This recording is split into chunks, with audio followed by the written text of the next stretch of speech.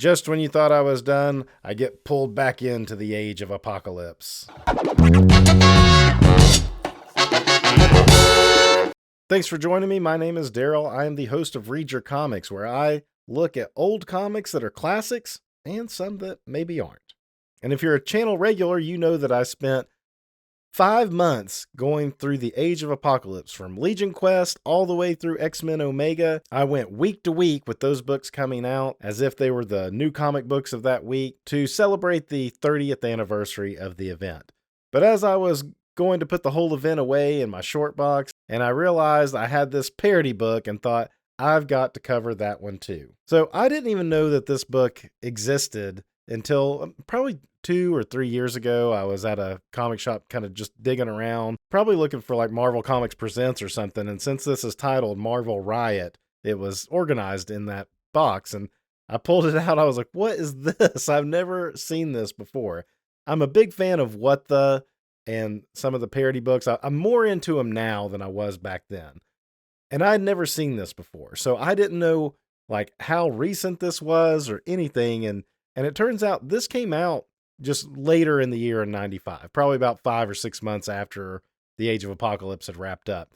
I'm going to assume that my comic shop that I went to back then just didn't order shelf copies of it. So I never saw it. I can't say that I probably would have bought it back then, because while I would pick up the humor books off the shelf and kind of flip through them and laugh, I rarely ever bought them because, you know, I was a kid and my budget only went so far, and I probably wouldn't have spent it on a humor book necessarily. But I'm glad I ran across it in more recent years and got to check it out because it is pretty funny. It's by Hilary Barta. Well, Scott Lobdell gets credit for plotting, but Hilary Barta, who was one of the creators that did What the, also did a Image parody book, has a pretty long list of working on kind of humor titles as a penciler, as well as doing a lot of inking on traditional books. But Barta gets to kind of run point on this one. I like that it starts out with the X-Men Alpha cover recreation here, just to throw that one up next to it.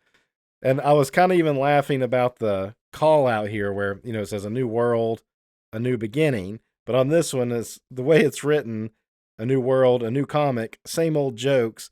But it's one of those things where you could joke and be like, a new world comic, or a new world, a new comic. Anyway, that, to me, that was funny. I don't even think that was an intentional joke.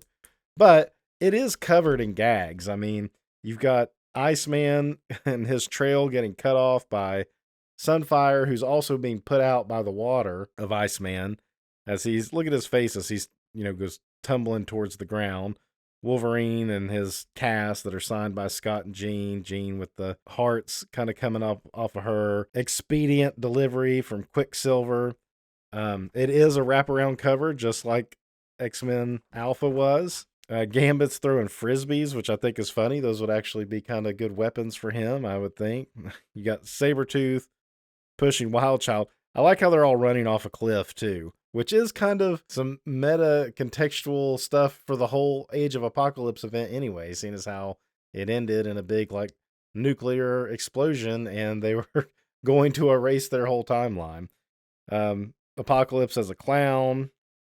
You got Nuts and Bolts falling off of Colossus. Nightcrawler coming out of the ground with the worms, like, you know, a Nightcrawler. Storm with an umbrella holding up overhead. So some pretty good gags right on the cover, right off the bat. Now, if you've never read The Age of Apocalypse, a lot of these jokes aren't going to make sense to you, so go back and watch my videos in the playlist right there. You'll get caught up without having to, you know, drudge through the whole thing on your own. And if you're new to the channel or just haven't done so already, be sure to subscribe so you don't miss any future videos. I don't know, I might do more humor books like this. You'll have to subscribe to find out. Anyway, let's go ahead and jump in. Even the inside cover has a gag here of a board game, and I'm not going to sit here and read through all of these, but they're all kind of funny and just calling out tropes and stuff throughout the whole Age of Apocalypse here. And then even in the instructions, it's telling you to cut these out. But to do that, you're going to have to ruin this mint condition copy of this comic, so you might as well buy 2. And this board game even goes to the other side, because you've got a you get to this point of the board game, and it's like Blink's portal, go to the back side.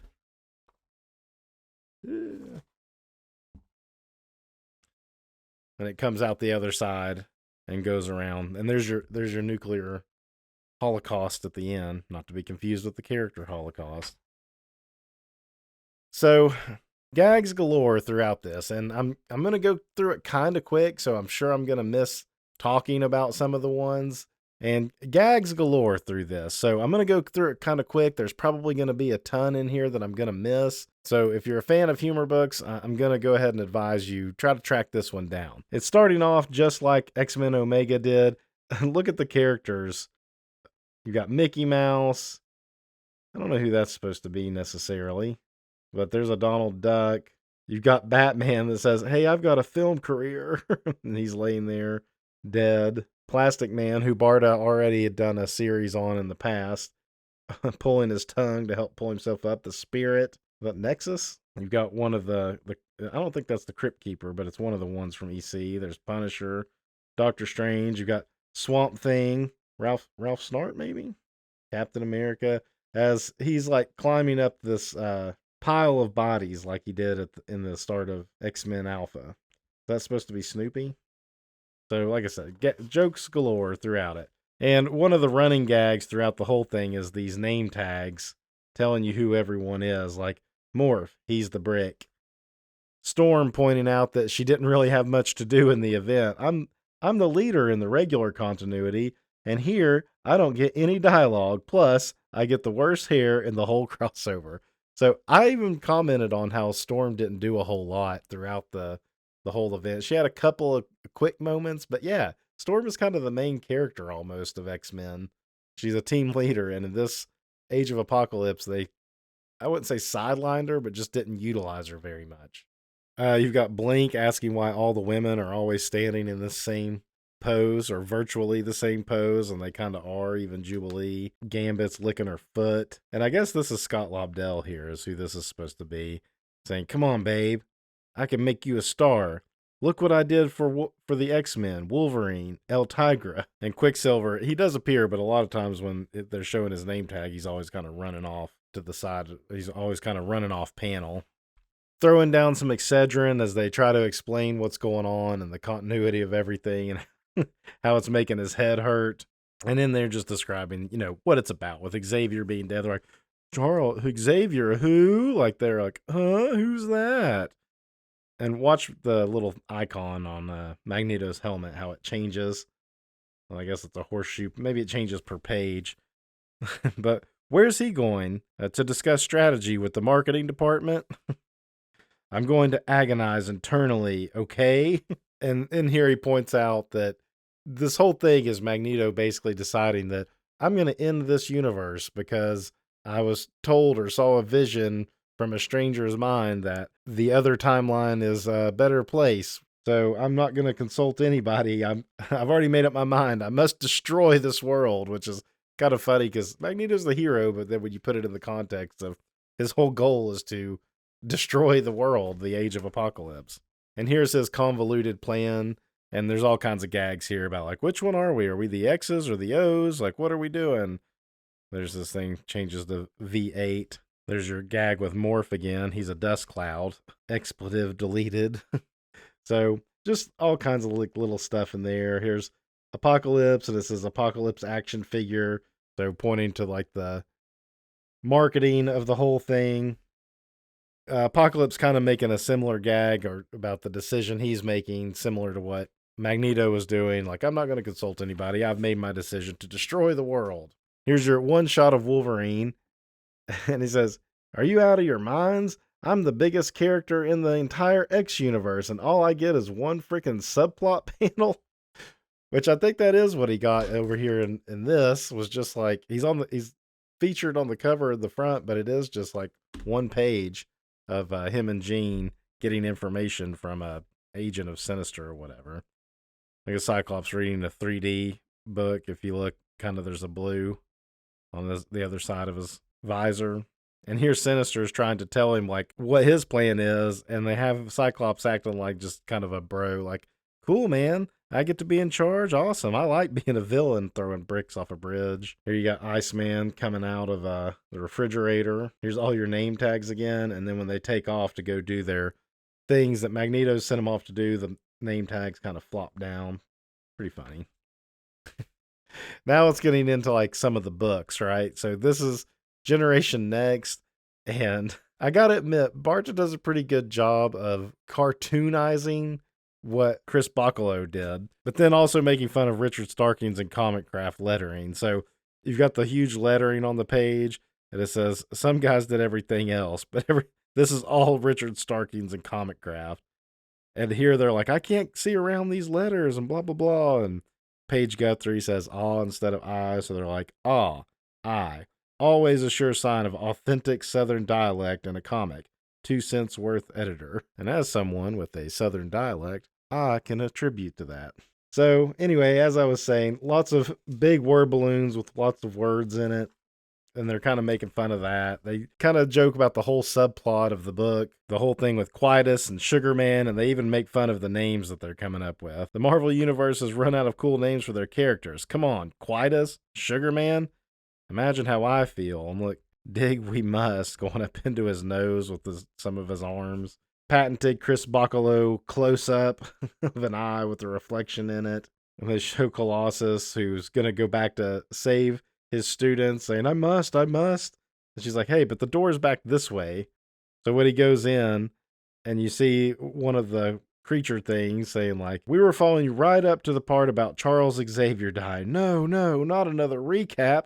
I can't bear it. And the Sugar Man's even saying, I can't either. I'm just going to jump to the last panel and go to the regular universe. At this point, I guess we would have known that he made it. Then here's your XMan page. And I don't think they really do every book in this. So we've done Alpha, Generation Next, and XMan so far. And we'll see. I'm pretty sure they don't cover all the titles, but a lot of like back and forth here. He's like, you're an X-Man. I'm an X-Man, so I'm a woman? No, you're an X-Man. What do you mean? I don't have, so the X is Y? Yes. So I'm a Y man? No. And that's the big gag going on the whole time. And it just, makes jokes about the series in itself, but it just jumps to the very end. It doesn't really play on any of the other parts of it. And then it says, editor's note, Nate's book was the only Wage of Apocalypse book to remain in publication after the miniseries. XMan. I think I got this figured out. And you got Cable in a dress. That's what you get out of that. And they point out some of the convolution of his title anyway, of Sinister creating him. You made me an X-Man, EX-Man, and then killed my friend so I'd become an X-Man with X-friends. And now you want me to work for you? Why? So that you'll kill Apocalypse for me. Why else? But you're the one who killed my friends. Sure, when you put it that way. And then we're going to jump on over to the Admonishing X-Men series and, recreating that cover of the 4th issue here.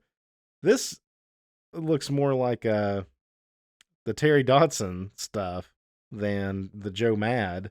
We're going to exaggerate the boof on her hair. Why is he wrapped up in bandages? And then there's some like marketing jokes here about comics and the state of comics, I guess, and that without Xavier, comics never matured. And then Rogue finds out that Eric was in some romance comics or something instead. And so she's mad and going to go back and be like angry ex-girlfriend or something. Then we get a different couple pages of art here. And it says The Age of Apocalypse, the speed version, a cautionary tale about reading a 38-part crossover in one sitting. And it starts with this guy in his Gigi Allen shirt. It starts with this guy saying, I haven't read an X-Men in a while, and they're doing this big alternate timeline. Maybe I'll check it out. And then it just points it out like how convoluted it gets like throughout the thing. And then by the end, he's gone crazy. It's put him in the nut house. Back to the Barta, copying Joe Mad here. Or no, I guess copying Roger Cruz from X-Men Alpha. It's Magneto on a bunch of money bags. Money bags lining Apocalypse's throne there. Magneto going to his soliloquies here so he can have these moments of big text with different fonts and stuff across it. So yeah, we didn't really cover like Excalibur or Externals, and they weren't kidding. The Wolverine only got, and they weren't kidding. The Weapon X only got the one subplot panel in this whole book so far, because we're nearing the end of them just continuing to make marketing jokes about how, it was an overstuffed thing, jokes about how the Holocaust has to come to the regular reality and bring X-Men with him. Apocalypse gets his thing, and they're just like, huh? After his big long speech is, trust me, I've almost won. And then you've got Illyana with her doe eyes, kind of asking why she doesn't get to go back to the regular universe. She says, but Holocaust and Sugar Man get to go. They're evil, and we're good. We die when we're supposed to. But X-Man is good, and he's going. Tell you what, do what I say, and I'll take my finger out of your eye. All right. But I think you suck. So, again, recurring gag about how Magneto has made the decision to destroy the world he lives in. Now, I guess Weapon X did come back for that part where he's going to take out Havoc. But before he does, you see a tap on his shoulder with a batarang, and you've got a line of other characters who are tired of this crossover and infringing on their sales. I guess people were dropping, for budget reasons, maybe they were dropping the Captain America book or whatever so that they could get more X-Men books. And they're all taking him up on it. But you got Batman, Spawn, Archie, forget his name from Wildcats. Warblade, maybe? I can't remember his name. Cap, Spider-Man, and I don't know who this is supposed to be. It's not Punisher. Anyhow, and then they get back to the part where Bishop traveled back to stop Legion. And I think maybe he did kill Magneto in this one. And then it says, sometime later the good guys win. Trust us. There's your big scene of Magneto ripping open Apocalypse. And this kid say, wow. And this is baby Charles. Wow, Daddy used his powers to rip the robot man in half. Why didn't Daddy do that 20 years ago? Huh, Mommy? Huh? For God's sake, keep your voice down. And then just as they're thinking they're going to wrap up the event, you see an editor come in. Stop the presses. This thing has been a marketing extravaganza. We're going to do it again. We're going to do the whole thing again, from the top. Marketing jokes? You break up the farewell of I and my darling dearest for marketing jokes? And then the final page is similar to the last page of X-Men Omega. And you get Magneto's last soliloquy. It would be a shame if there weren't a reality free from a line of X-books that seem to ramble on and on forever and ever without any hope of consistency and integrity regarding the storyline and characters who have since become soulless merchandising items dedicated to maintaining the stock prices of a mega conglomerate. Oh well, it'll be over soon. What? Dad, you mean we're not going? No, we're good, so we die when we're supposed to. Maybe this wasn't such a good idea. Maybe Illyana was right. Maybe you suck. So, all in all, this is pretty fun. I mean, you do have to read Age of Apocalypse to really fully get the jokes in it. But I like the fact that Marvel, could poke fun at themselves and even do it so soon after the event. They really didn't waste any time, which in itself is a little meta because they make fun of their own marketing choices in it. Well, that's it, and I think this is really the end of Age of Apocalypse for me. So until next time, read your comics. Thanks for watching. If you enjoyed my breakdown of this issue, you can support the channel by hitting subscribe. It costs you nothing and helps other comic fans find the channel. You can also visit readyourcomics.com for cool merch, like this. Read Your Comics isn't just a brand, it's a mantra. And when you wear a Read Your Comics shirt, you are helping spread the word. For more classic comics conversation, be sure to follow me on Instagram at read.your.comics. And if you're still here, why not watch one of my older videos? Here or here.